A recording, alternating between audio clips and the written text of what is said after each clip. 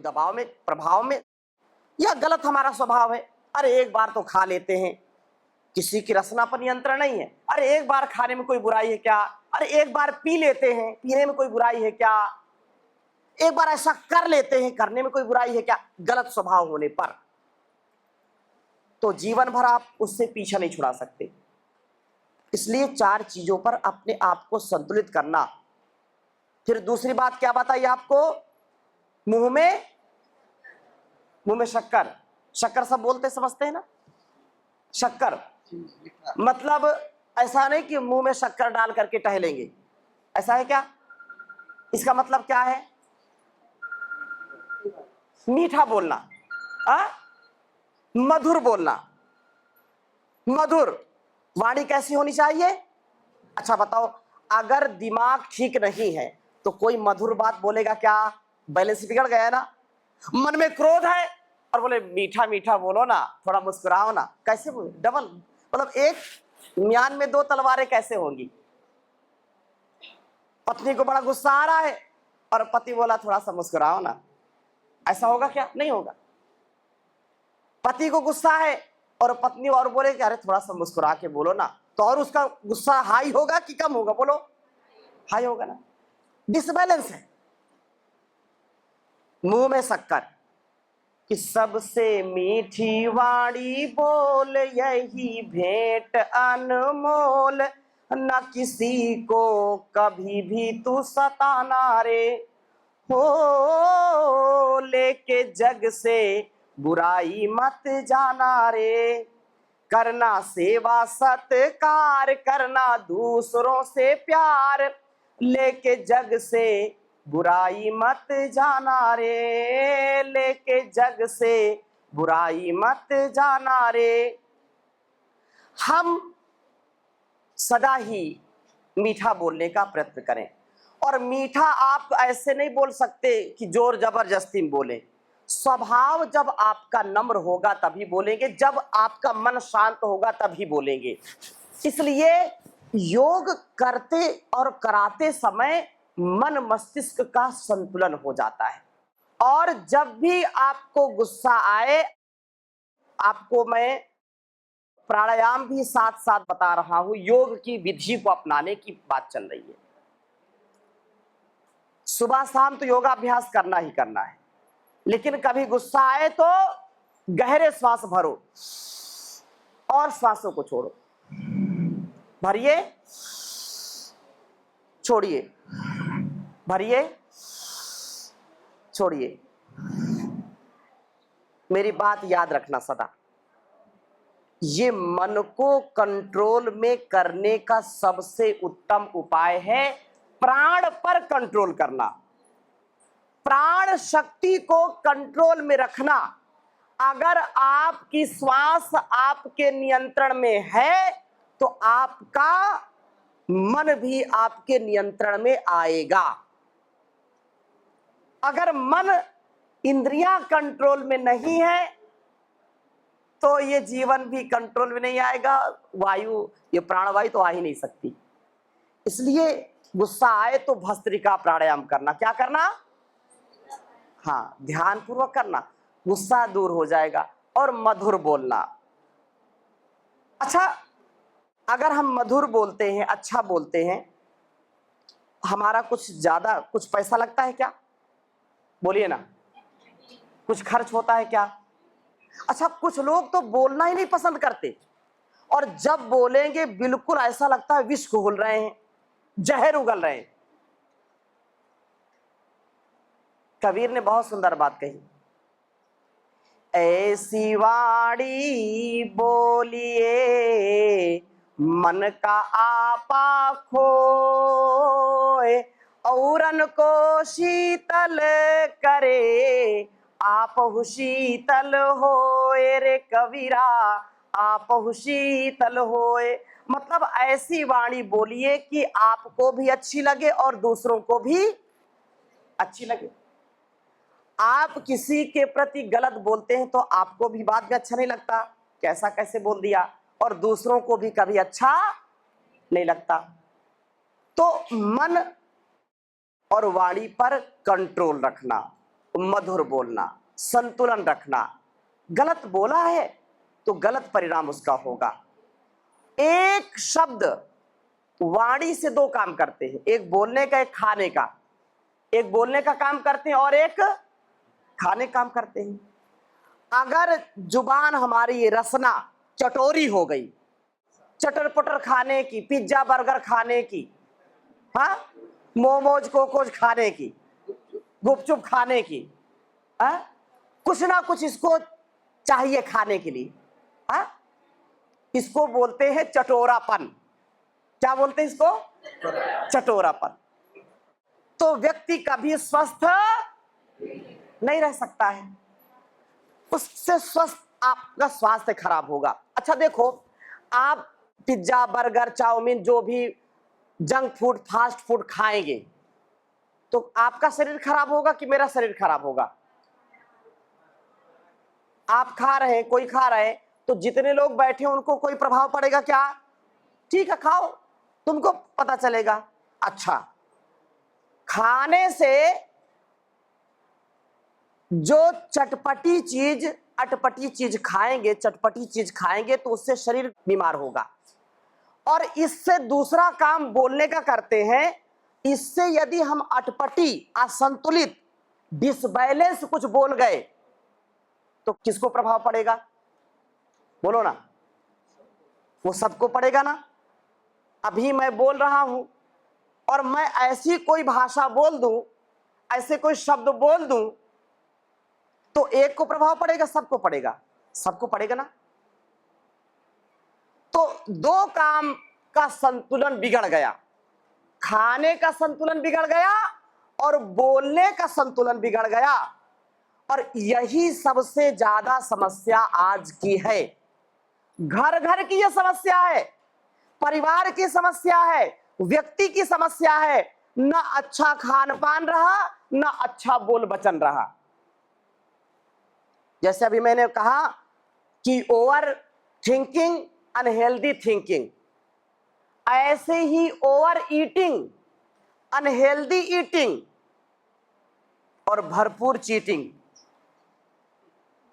क्या है?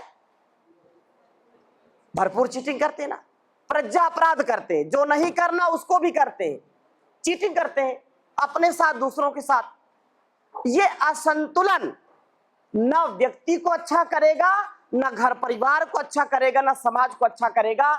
इसलिए योग से ही आप अपने मन पर, अपनी रसना पर, अपनी वासना पर कंट्रोल कर सकते हैं। भगवान ने जैसा कहा, समत्वम योग उच्यते, योगा कर्मसु कौशलम, योग चित्त वृत्ति निरोधः, चित्त वृत्तियों पर निरोध आएगा योग से। इसलिए रोज भस्त्रिका प्राणायाम, कपाल भाती प्राणायाम। परम पूज्य गुरुदेव जी महाराज को आप देखते हैं, सब जानते हैं ना।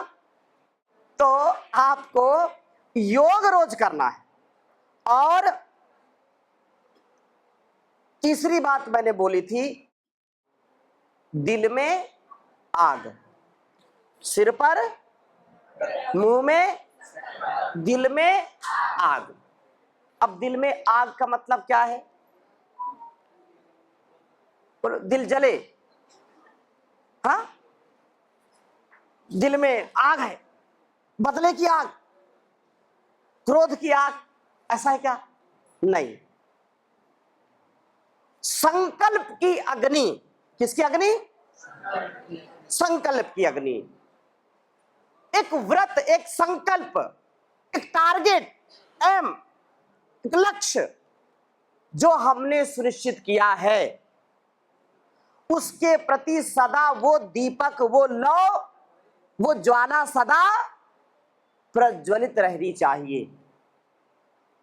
ऐसा नहीं कि संकल्प किया फिर भूल गए। संकल्प की अग्नि को सदा प्रज्वलित रखना है। अपने संकल्पों से व्यक्ति को वो मिल जाता है जिसकी वो चाहना करता है, कामना करता है। और योग करने और कराने वाले व्यक्ति को तो लक्ष्य की प्राप्ति जल्दी हो जाती है। ध्यान करेगा, प्राणायाम करेगा, व्यायाम करेगा, स्वाध्याय करेगा, अच्छा आहार, अच्छा विचार, अच्छा व्यवहार होगा, अच्छा संस्कार होगा, तो उसको लक्ष्य की प्राप्ति बहुत जल्दी हो जाती है। इसलिए योग प्रतिदिन करना और कराना, ध्यान प्रतिदिन करना और कराना। संकल्प की अग्नि जल रही है लेकिन पुरुषार्थ नहीं कर रहे, तो बात बनेगी क्या? मैं पीएम बनना चाहता हूं, मैं सीएम बनना चाहता हूं, रोज हम चिल्ला रहे हैं, रोज कह रहे हैं, बनेंगे क्या? मैं बहुत बड़ा ऑफिसर बनना चाहता हूं, बनेंगे क्या? उसके लिए क्या करना पड़ेगा? पुरुषार्थ करना पड़ेगा। इसलिए पैर में चक्कर, क्या बताया? पैर में चक्कर।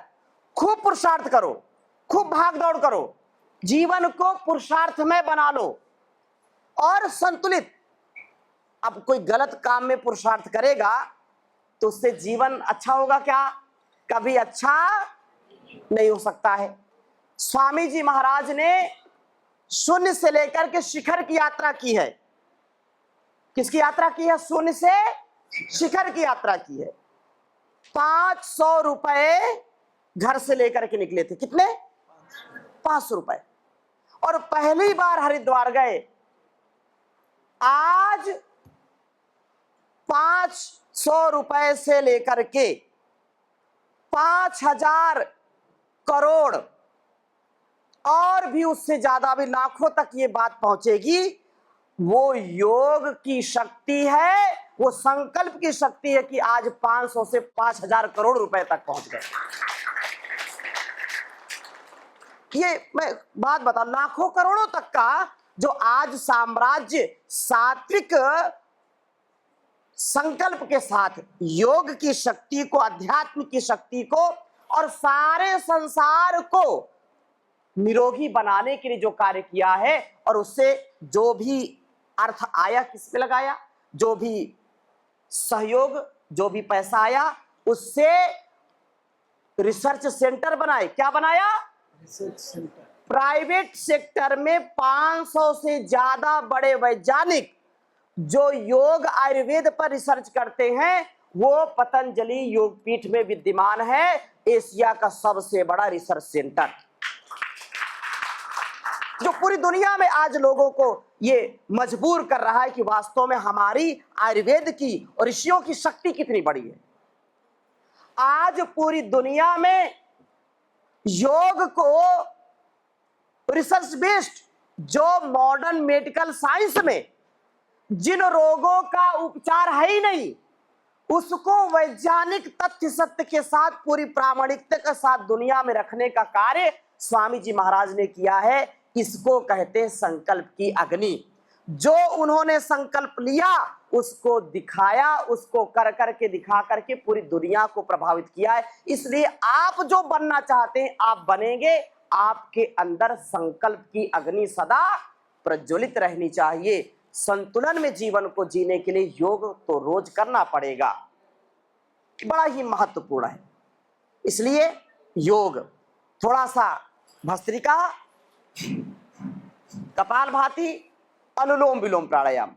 ये अनुलोम विलोम प्राणायाम लेफ्ट से लेना शुरू किया था, लेफ्ट से ही छोड़ करके फिर विराम करेंगे। ये 72,72,10,201 नस नाड़ियों को परिशुद्ध करता है। इससे मस्तिष्क के रोग, इससे आंखों के रोग, कानों के रोग, इससे हार्ट, इससे लंग्स, इससे लीवर, इससे इंटेस्टाइन, इससे किडनी, सब अच्छे रहेंगे। कपालभाति करेंगे, भस्त्रिका करेंगे, अनुलोम विलोम प्राणायाम करेंगे तो कभी रोगी नहीं होगी। इतना ये महत्वपूर्ण प्राणायाम है अनुलोम विलोम प्राणायाम। जिनको बार बार रोग हो जाते हैं, मन परेशान रहता है, उनके लिए भी उत्तम उपाय है भ्रामरी और उद्गीत प्राणायाम। क्या बताया? भ्रामरी और उद्गीत प्राणायाम। जैसे भस्त्रिका, आप जब गहरे श्वास गहरे भरेंगे, छोड़ेंगे तो कम से कम 5 से 10 मिनट करेंगे। कितना? और 5 से 10 मिनट कोई रोज भस्त्रिका प्राणायाम करेगा तो उसके लंग्स स्ट्रांग हो जाएंगे, उसका रेस्पिरेटरी सिस्टम स्ट्रांग रहेगा, उसको दमा, श्वास, allergy, sinus, TB, cancer, corona की बीमारी कभी नहीं होगी। जो कपालभाति करेंगे उसका डाइजेस्टिव सिस्टम स्ट्रांग होगा, गैस, अपच, खट्टी डकार, उससे किडनी, लीवर और उससे उसके इंटेस्टाइन की समस्याएं नहीं होगी। जो अनुलोम विलोम करेगा उससे मस्तिष्क के रोग, मन के रोग, हार्ट के रोग आदि ये सारे रोग नहीं होंगे। ये बहुत महत्वपूर्ण है। ऐसे ही मन और विचार पर, जिनको नींद नहीं आती है, गुस्सा बहुत आता है, चिंता में रहते हैं, उनको भ्रामरी और उद्गीत 2 प्राणायाम और करने चाहिए। एक तो ये आजकल बहुत समस्या बढ़ रही है पीसीओडी की, उसके पीछे का कारण क्या है?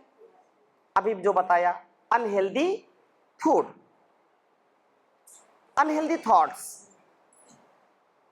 Over thinking, unhealthy thinking.